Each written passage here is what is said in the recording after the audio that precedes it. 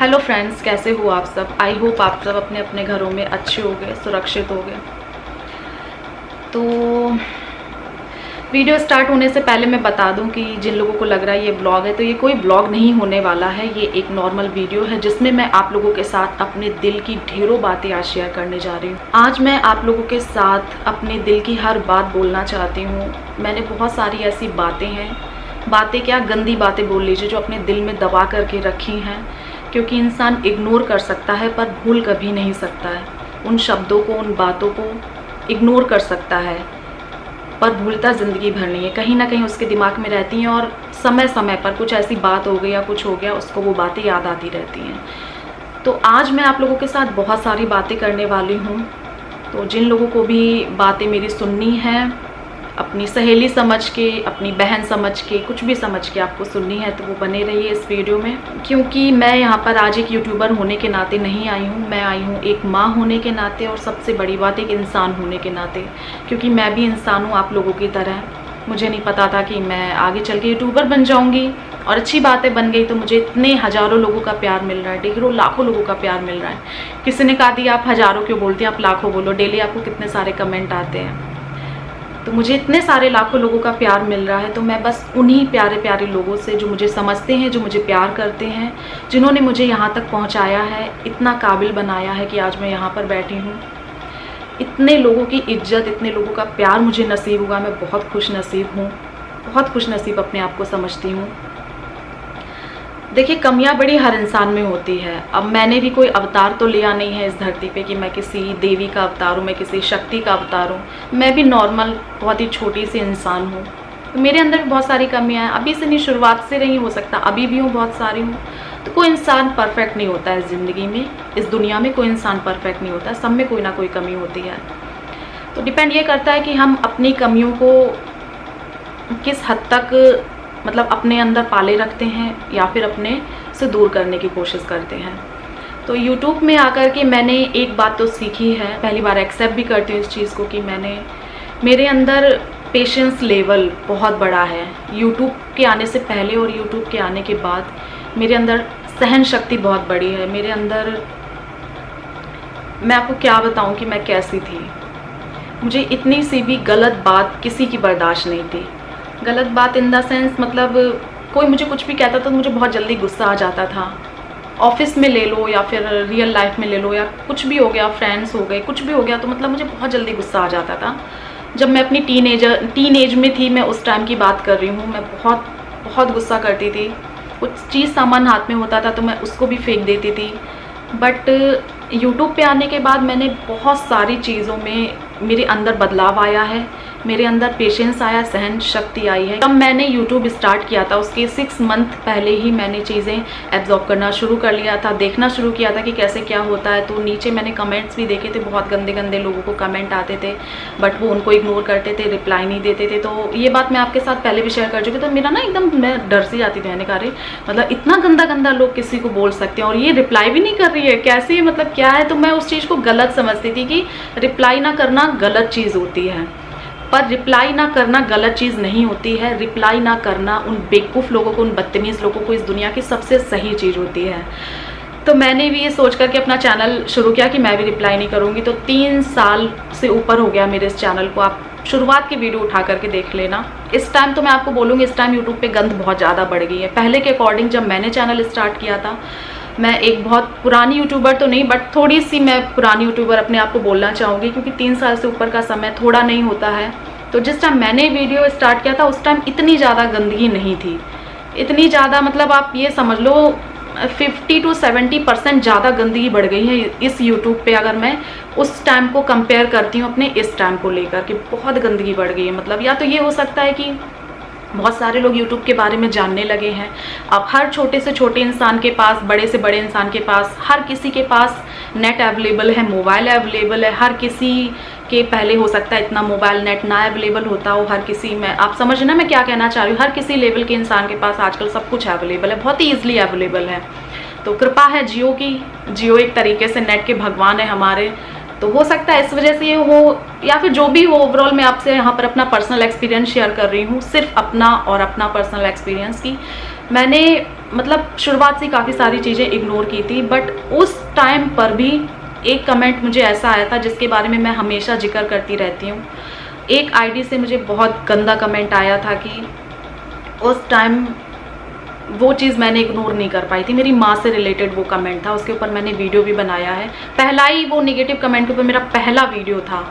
मैंने किसी के कि तू कितनी गंदी लगती, तेरा वीडियो ऐसा, तेरा ये ऐसा, तेरा घर वैसा, तेरा इतना छोटा घर, फलाना गड्ढी, मतलब इतने सारे मैंने कमेंट मैं इग्नोर करती रही। मैं मुस्कुरा के, मुझे हंसी आती थी कि मैं मम्मी को दिखा, मम्मी देख कितना गंदा कमेंट आया मेरे पास। मम्मी कही कोई बात नहीं, तुमने तो पहले ही सोच लिया रिएक्ट नहीं करोगी तो छोड़। मैंने कहा हाँ ठीक है, ये सब तो सक्सेस के रास्ते में ये सब तो लगा ही रहेगा, ये तो चलता ही रहेगा। तो इस वजह से जब वो कमेंट आया ना, तो उसने मुझे अंदर से झंझोड़ के रख दिया कि मतलब इतना गंदा, इतना पर्सनल मैंने नहीं सोचा था कि इतना लाइफ के ऊपर भी लोग जा सकते हैं। तो एक टाइम ऐसा आया, धीरे धीरे करके मैंने उन पर्सनल चीज़ों पर भी मतलब वो चीज़ें मैंने एक्सेप्ट कर ली कि हाँ इस तरीके के इतना गंदा लोग भी बोलेंगे। उसको क्या बोलते हैं, पति के ऊपर भी बोलेंगे, माँ के ऊपर भी बोलेंगे, बच्ची के ऊपर भी बोलेंगे।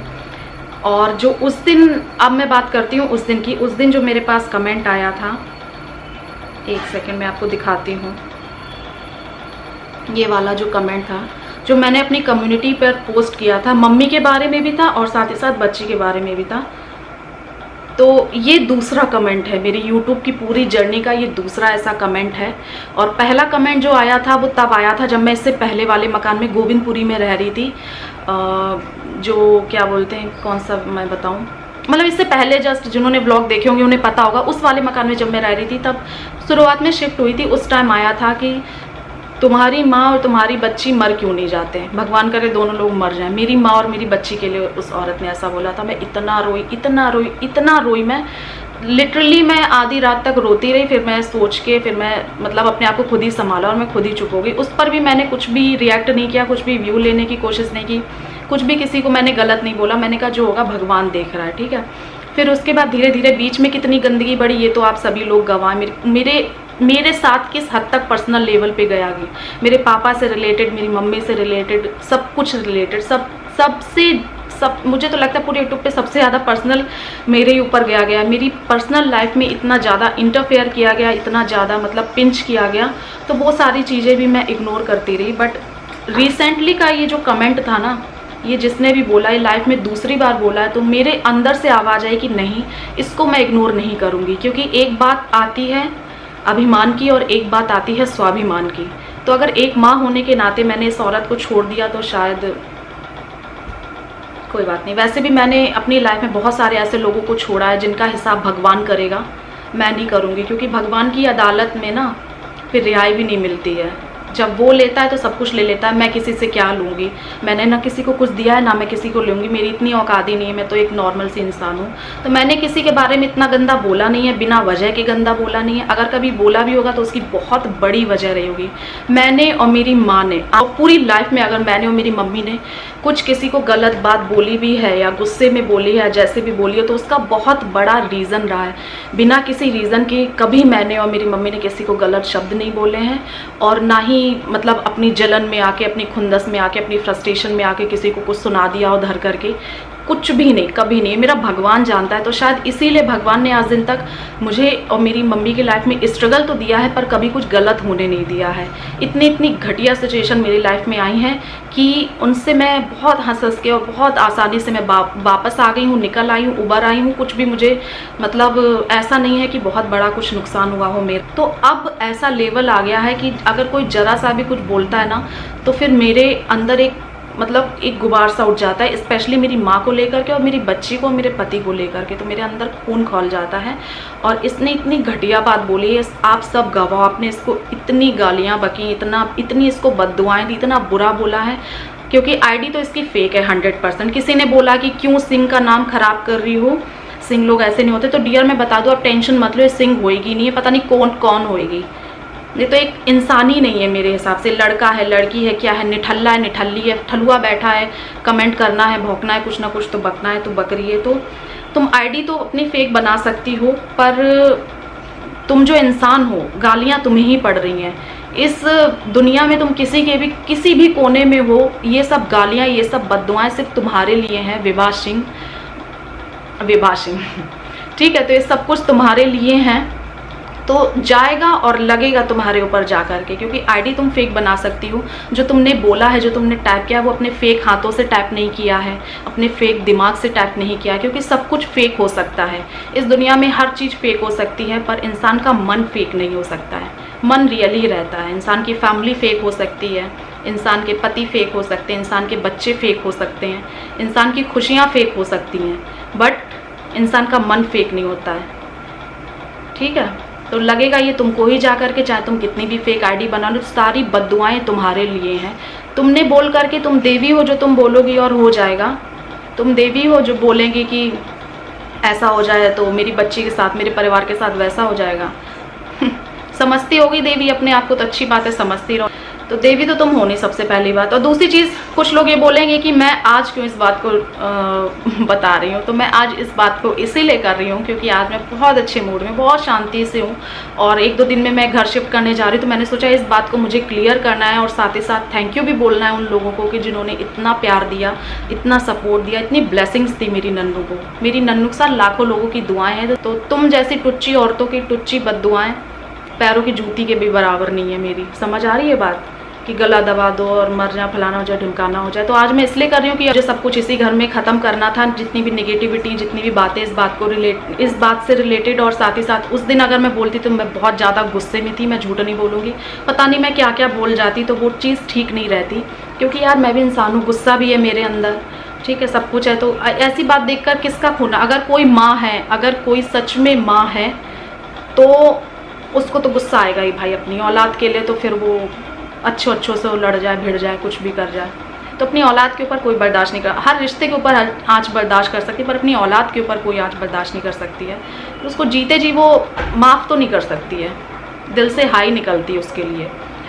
तो इस वजह से मैंने कुछ नहीं बोला उस दिन। आज मैं बात करी क्योंकि आज मेरा दिमाग भी ठंडा है और इस मकान को मैं खाली भी कर रही हूँ, तो सब कुछ यहीं फिनिश करके जाऊँ। और साथ ही साथ इतने सारे लोगों ने दुआएं दी नन्नू को। मैं कमेंट से आके ही मतलब शो करती जाऊंगी, आप लोग देख लें। इतने प्यारे प्यारे, मतलब कि नन्नू को मेरी भी उम्र लग जाए, आप इसकी कंप्लेंट करो, ये गाली बक्के, ये वो है, ये वो है, ये वो है।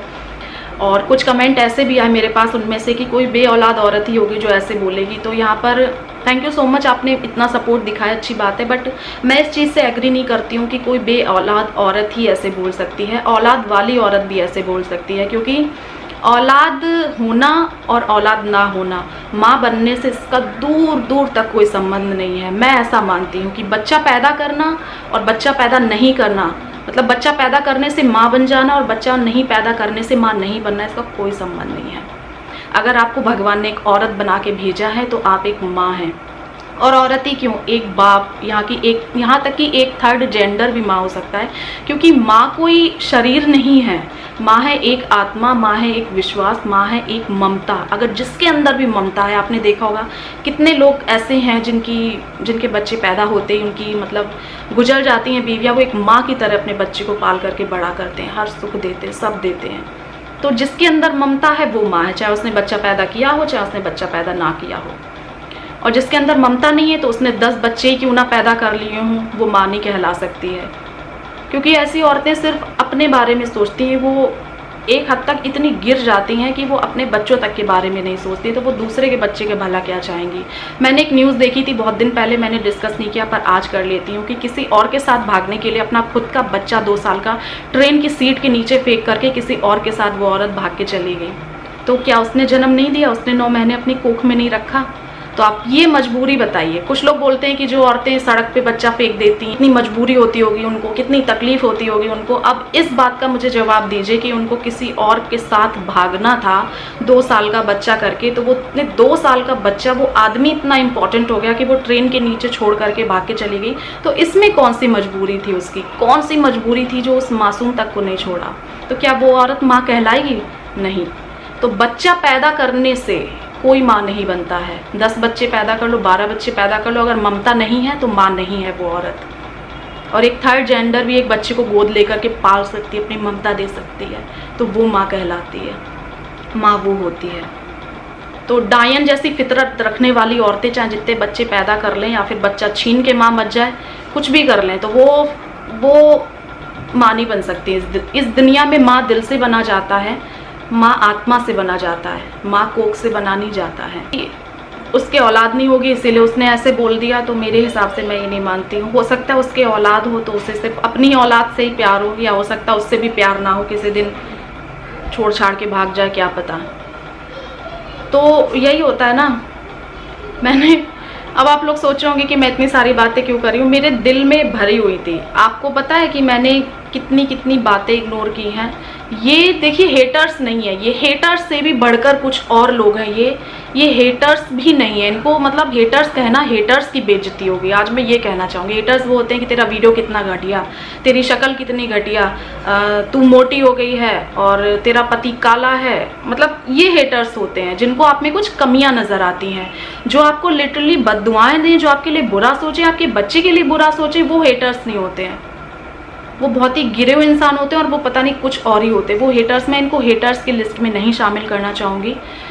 तो क्या बोलूँ, तो किसी का बुरा चाहने। आपको पता है जब मैंने यहाँ पर शिफ्ट किया, एक स्क्रीनशॉट है मेरे पास, पर वो सब टाइम वेस्ट मैं करूँगी नहीं। बट आज मैं आपको बताना चाहती हूँ कि मैंने क्या क्या चीज़ें इग्नोर की, क्योंकि कुछ लोग ऐसे भी आके बोलते हैं कि इग्नोर करना सीखो, इग्नोर करना सीखो। तो आज मैं बताना चाहूँगी, जिस दिन मैंने ये 1 साल पहले अपना ये फ्लैट लिया था, गोविंदपुरी से मैं यहाँ पर आई थी, तो मैंने अपना सेकेंड वीडियो डाला था। आपको याद होगा, जिन्होंने देखा, मैंने सेकंड वीडियो डाला था कि न्यू हाउस आउटसाइड व्यू करके ऐसे डाला था कि मेरे घर के बाहर का आउटसाइड व्यू कैसा है। तो उस वीडियो में मैंने बताया था कि मैं 13 मंजिल पे रहती हूँ, मैं 13 फ्लोर पे रहती हूँ।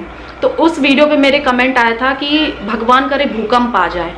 सोचिए, भगवान करे भूकंप आ जाए। वो वीडियो, वो कमेंट का मैंने जिक्र तक नहीं किया। 1 साल से ऊपर हो गया कि लोग चाहते भूकंप आ जाए। सच में भूकंप आ जाए। भूकंप आने का मतलब पता है? 13 मंजिल की बिल्डिंग, कितने लोग, कितने परिवार, कितने बड़े, कितने बुजुर्ग, कितने छोटे छोटे बच्चे, कितनी प्रेग्नेंट औरतें। भूकंप का मतलब समझते हो? बिल्डिंग ढह जाना और सब दब जाना। कि कोई प्रेग्नेंट होगा, कोई बूढ़े होंगे, कोई बच्चे होंगे, बिना सोचे समझे कुछ भी बक देना। मतलब ये हेटर्स कहलाएंगे। आप इनको ये सोचो कि जो किसी के मरने तक का, जिनको किसी को कोई फर्क नहीं पड़ता है, तो ये हेटर्स नहीं हो सकते हैं। ये कुछ अलग लेवल पर ही होते हैं। और क्या पता आपके आसपास के हों, जरूरी नहीं बहुत दूर के हों। कोई अजनबी हो सकता है, आपके जानने वाले भी हो सकते हैं, आपके मोहल्ले पड़ोस के भी हो सकते हैं, आपके दूर के रिश्तेदार भी हो सकते हैं। कुछ भी हो सकता है, कुछ भी हो सकता है, होने को कुछ भी हो सकता है। जरूरी नहीं कोई बहुत दूर कलकत्ता बैठा ही आपको कमेंट कर रहा हो, कोई जरूरी नहीं, कोई भी हो सकता है। आपके हो सकता है आपके घर में ही कोई हो, कोई भरोसा नहीं है। तो ये लोग कोई भी हो सकते हैं। और भी बहुत सारी ऐसी बातें हैं, बहुत सारे ऐसे कमेंट है जो मैं इग्नोर करती हूँ, और जो डिस्कस हो सकते हैं सिर्फ उन्हीं कमेंट पे मैं बात करती हूँ जो डिस्कस हो सकते हैं। तो धीरे धीरे ना मैं इसी नतीजे पे पहुंची हूँ कि जितना आप इग्नोर करोगे, जितना आप इग्नोर करोगे, उतना ही ये लोग सर पे सवार होंगे। तो अब मैं कुछ कहूँगी नहीं, बस मैं इतना ही कहना चाहती हूँ। इन विभाष सिंह जी के लिए तो मैं कुछ कहूँगी नहीं। और कुछ लोगों को यहाँ पर मेरी माँ से बहुत प्रॉब्लम है। मेरी माँ से इतनी ज़्यादा प्रॉब्लम है कि कुछ कहने की नहीं। और सिर्फ इसलिए प्रॉब्लम है क्योंकि उनके बेटा नहीं है, सिर्फ बेटी है। क्यों भैया? एक बूढ़े माँ बाप अपनी निठल्ली औलादों को पाल सकते हैं, तो एक बच्ची अपने माँ बाप का साथ नहीं दे सकती अगर कोई मजबूरी हुई? मुझे जवाब चाहिए यार। इस समाज से, इस दकियानूसी घटिया समाज से मुझे ये आंसर चाहिए कि अगर बूढ़े माँ बाप अपनी निठल्ली औलादों को, जवान हट्टे कट्टे बड़ों को पाल सकते हैं इस टाइम, इतने सवाल ये समाज उस बेटे पर नहीं उठाएगा जो अपने माँ बाप को वृद्धाश्रम छोड़ के आएंगे। उन पर तो अरे भाई उनका पर्सनल मामला है, तब ये बोल देंगे, आंख चुरा के जाएंगे उधर से, देखे अनदेखा करेंगे, उफ मैंने तो देखा ही नहीं। जब अगर एक बेटा अपने माँ बाप को, बूढ़े माँ बाप को वृद्धाश्रम छोड़ के आएगा ना, इतने सवाल उस पर नहीं उठाएंगे जितनी उंगलियां उस बेटी पर उठाते हैं जो अपने माँ बाप को सपोर्ट करती है शादी के बाद जिंदगी भर के लिए। ये है समाज की असलियत, ये है कड़वी सच्चाई। तो मुझे उस चीज़ से कोई फ़र्क भी नहीं पड़ता है। और जितने भी लोग मेरी माँ को बेशरम बोलते हैं, वो खुद महाबेशरम है, खुद महाघटिया हैं, महाबेशरम हैं, खुद महाबेशरम है। मेरी मम्मी किसी के टुकड़ों पर नहीं पल रही है। दूसरों के टुकड़ों पर जो पल रहे हैं वो ही ऐसा सोचते हैं कि मेरी माँ किसी के टुकड़ों पर पल रही हैं। मेरी माँ किसी के टुकड़ों पर नहीं पल रही हैं। मेरी माँ अपनी औलाद के साथ हैं। जन्मा है, बेटी जन्मी है, तकलीफ उतनी हुई जितने बेटे को जन्मे में होती है। ठीक है, तो बेटा होकर के अगर मैं अपनी माँ को धक्के मार देती तो इतने सवाल मेरे ऊपर नहीं उठते जितने सवाल बेटी होकर के अगर मैं उनका साथ दे रही हूँ तो मेरे ऊपर लांछन लगाए जाते, मेरे ऊपर उठाए जाते हैं। मेरी माँ को क्यों शर्म आए भाई? मेरी माँ को क्यों शर्म आए? किसी के बाप का नहीं खा रही मेरी माँ, किसी से मांगने नहीं जा रही, किसी से भीख मांगने नहीं जा रही, कोई गलत काम नहीं कर रही। ज़िंदगी भर उन्होंने खून पसीने से सींच करके अपनी औलाद को बड़ा किया है, वो औलाद उनके साथ है और मरते दम तक रहेगी। जिसको बहुत प्रॉब्लम है अपनी आंखें फोड़ ले, मुझे कोई फ़र्क नहीं पड़ता। बहुत प्रॉब्लम है तो आंखें फोड़ सकते हैं आप अपनी, अदरवाइज़ एक और ऑप्शन है, वीडियो ही मत देखो, ठीक है? तो आई थिंक सेकेंड वाला बेटर होगा, क्योंकि आंखें तो फोड़ नहीं सकती, इतनी तो औकात है नहीं तुम में, तो वीडियो ही मत देखो, ठीक है? और हाँ, एक तकलीफ कुछ लोगों को ये भी है कि मेरी बेटी गोरी कैसे है। ये भी कमेंट बहुत बार आया, पर मैंने कभी डिस्कस नहीं किया, कभी भी मैंने इसके ऊपर एक मतलब इतना सा भी मैंने हिंट भी नहीं दी अपने वीडियो में। मेरी बेटी के गोरे रंग से किसी को बहुत प्रॉब्लम है, बहुत प्रॉब्लम है, मेरी बेटी गोरी कैसे है। एक कमेंट आया था, तेरा पति तो काला है, तेरी बेटी गोरी कैसे है। तो बहन जी, बहनों, आप ये बताइए कि एक पति कोई भी हो, किसी का भी, चाहे मेरा हो वो किसी का हो, वो मशीन से बच्चा पैदा करके लाता है, उसमें उसकी माँ का कोई अंश नहीं होता है। मशीन से बच्चा पैदा करके लाते सारे आदमी, आसमान से टपका के लाते हैं, बताइए।